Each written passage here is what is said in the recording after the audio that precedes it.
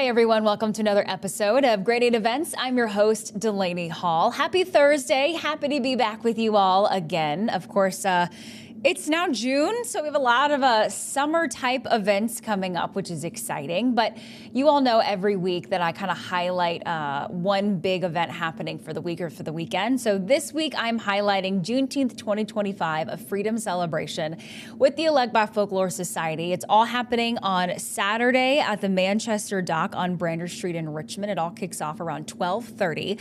And I usually start with kind of the details, and then you'll hear from the organizer. I'm going to switch it up this time. So we're going to hear from Janine Bell, who is the president and artistic director over at Elegba Folklore Society, to kind of talk about what you can expect for the day first, and then I'll kind of go into more specifics. But let's listen to her first. With the young people for the Get Woke Youth Summit. Come and learn about heritage, history, identity, the richness of our culture. Learn about the space. Feel the presence of our ancestors here. The stage opens up because it's a commemoration, right? But it's also a celebration. So we're going to have some music on the stage. People might get to dance on a little bit. The Elegba Folklore Society's performers will be here, of course. Tisha LaShane and the live experience. We'll have some food, shopping in the Freedom Market. So, you know, it'll be a real vibe here on our ancestors' shoulders at the Manchester Dock. And then that second part kind of transitions. Yes, so now we will close this area and invite people to a tribute to the ancestors along the trail of enslaved Africans. So she kind of explained it there. Of course, this is their annual Juneteenth celebration, and Manchester Dock has a lot of historical significance to Richmond. That is, Janina was explaining to me, that is where a lot of the folks were shipped in from across the globe into Richmond to become a part of that, Richmond slave trail and to go into the southern parts of the country. So a lot of historical significance there, and she really wants to focus, of course, on the celebration of Juneteenth, but really the education behind it, to really get you to think about why they're there and why do we celebrate this and honor this holiday. So it all starts again on Manchester Dock around 12:30. You heard Miss Janine talk about that Youth Woke Summit, or the Get Work Youth Summit, excuse me. At 1:30, they're going to have entertainment, Delaney and the live experience on the stage. At 2:30, Miss Janine is going to lead folks in a comfort or activism interactive conversation. Again, they're the Folklore Society, so they again want to, tell and, motivate folks to learn about history through storytelling. At 3, there's going to be a ceremony for collective good. 3:30, the Elegba Folklore Society is going to perform here, like you see Miss Janine with a big smile on her face there on the left. And you're also here, there's food, shopping, all kinds of things going on. So these are some pictures from prior years that we have covered. So this is the Freedom Market a little bit there.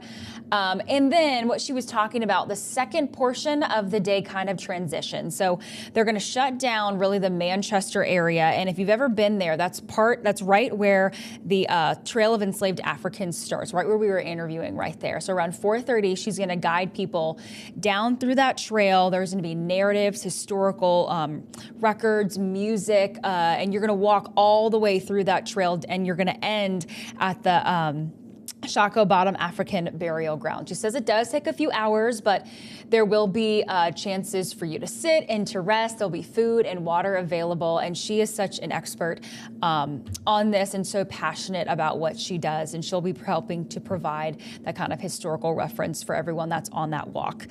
You are also encouraged to wear white and bring ancestral offerings like flowers, water, or fruit. Again, that walk is from Manchester Dock through Shako Bottom down to the Shako Bottom African Burial Ground.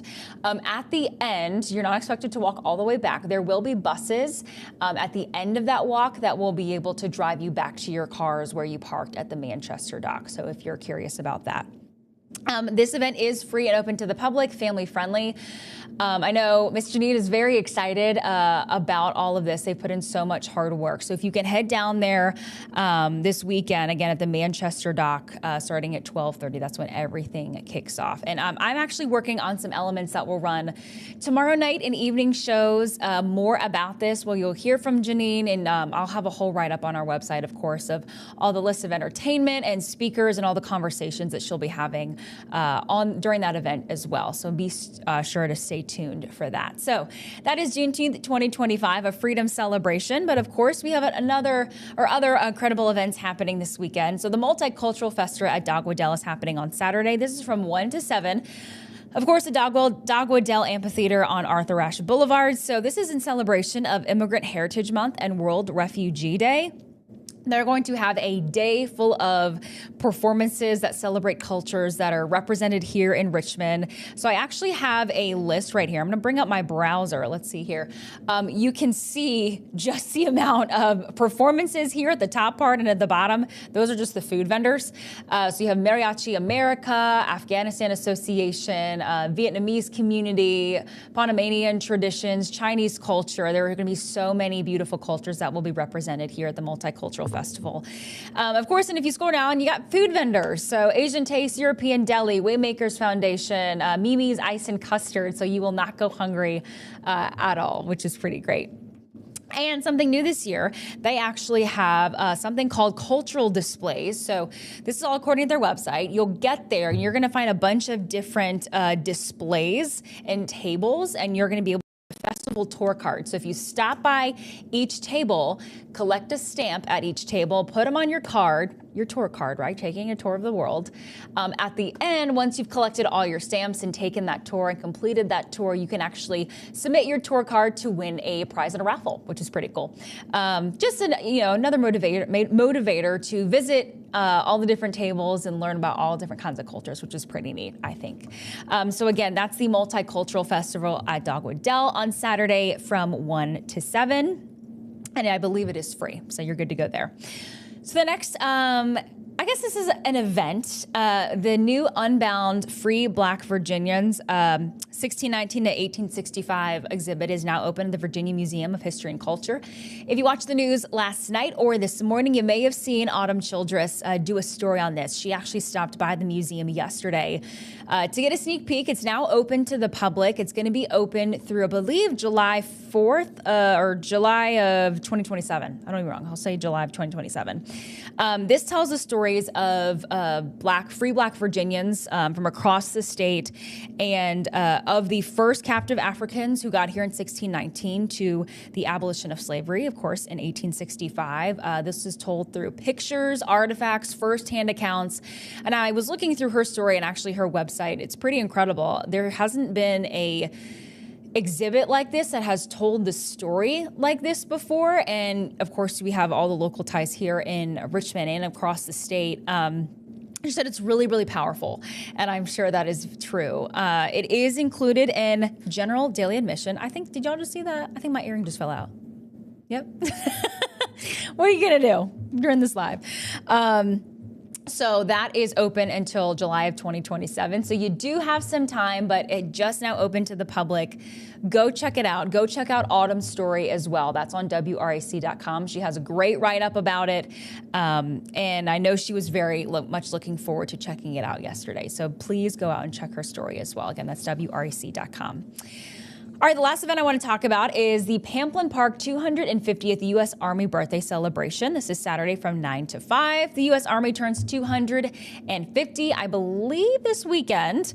And so Pamplin Historical Park is partnering with the National Museum of the Civil War Soldier to kind of have a day dedicated to celebrating that. So there's a bunch of different things going on.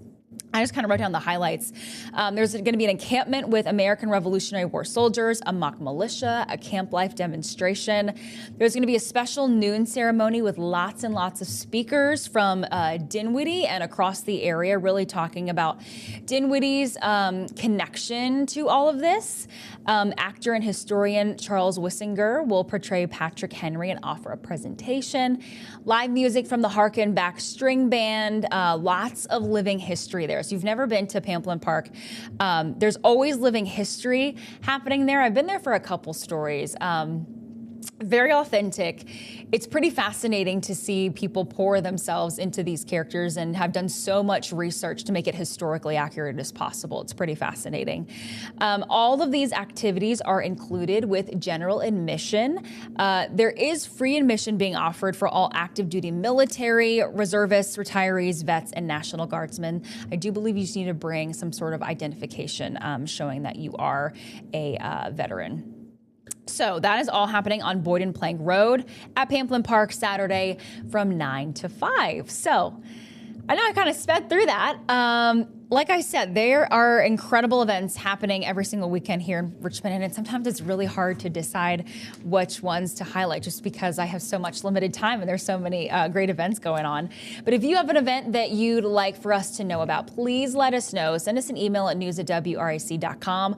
We are also doing live interviews on our 8 News at 9 show, and we love to learn more about any events you have going on there. If you're interested in coming on to the show, send an email to interview@wric.com, and we'll see if your event is a great fit for our show, and we'd love to learn more about it. But for now, I will say goodbye, and I'll see you next week.